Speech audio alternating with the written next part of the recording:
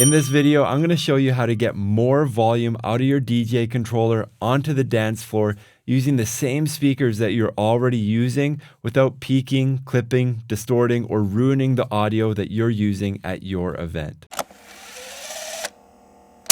Okay, first of all, if you are looking for pricing or specs for anything that you see in this video, we do have links down in the description below. Next, let's talk about the typical DJ setup and where you run into this issue. At the beginning of your event, if you're doing a sound check or something like that, you're typically going to take the loudest part of your typical song, so a chorus or a bridge or something like that. You're going to play it on your DJ controller, and you're going to set your levels so you're at about 0 dB on your DJ controller. 0 dB here on most DJ controllers means you're in the green on your final output, and then +3 is usually yellow, and then +6 and +12 is usually red. Somewhere between +9 and +12 is where you'll typically discover that you get clipping, peaking, distorting, and your audio sounds horrible. But as you go on through the night, what sounds loud at the beginning of the night just doesn't sound loud enough at the final push of your event. So you're going to keep turning up your levels until you eventually get peaking coming out of your speakers. But your speakers are 1,000 watts. They're rated for more. So what's happening in here that's choking down the volume of your system? So if your gain is set correctly and you're not peaking on your meters and your final output isn't pushed too much, how can we get more volume out of this setup? Let's talk about the outputs on the back of your DJ controller. First of all, we have XLR outputs. Balanced XLR and quarter-inch TRS outputs come out between 0 dB and +4 dB. So if you're seeing 0 dB on the meters of your DJ controller, you're going to get 0 dB or +4 dB out that's going out to your speakers using XLR or balanced quarter-inch. But what about RCA? Most people don't know this, but RCA is actually a much quieter output. The output of RCA is -10 dB.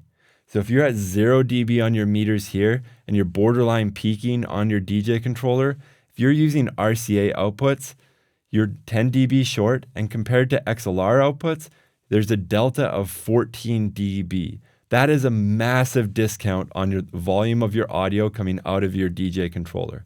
That 14 dB gap there will compound as it goes through your system. So depending on your power amps, your speakers, and all that, the difference between RCA outputs and balanced XLR outputs is substantial, and you'll get way more clean volume out of your DJ controller if you use the XLR outputs. Now, what happens if you have an entry-level DJ controller and you can't use XLR outputs because you don't have any? That's why you need something like an audio mixer. Adding an external audio mixer to your setup has a ton of benefits. You get better microphone inputs, you get more control, you get effects, you get reverb, you get compression.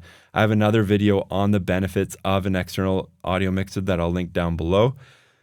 But above all that, you actually get more clean volume because you can take your RCA inputs, pass it to an audio mixer, bump it up that extra 14 dB because it has balanced XLR outputs, and you'll get way more volume on the dance floor using your same speakers. So a small investment in an entry-level audio mixer like the Mackie Pro FX 6V3, I happen to think that this is the best small, compact, entry-level audio mixer that DJs should be using.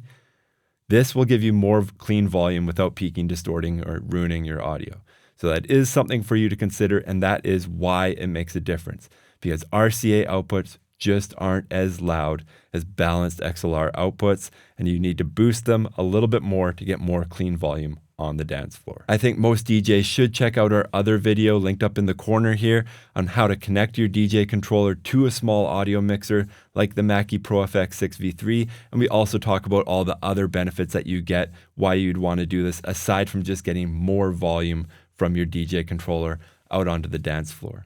If you have any questions about this, please leave a comment down in the comment section below. And if you want to see more videos like this in the future, please like and subscribe. Thank you for watching.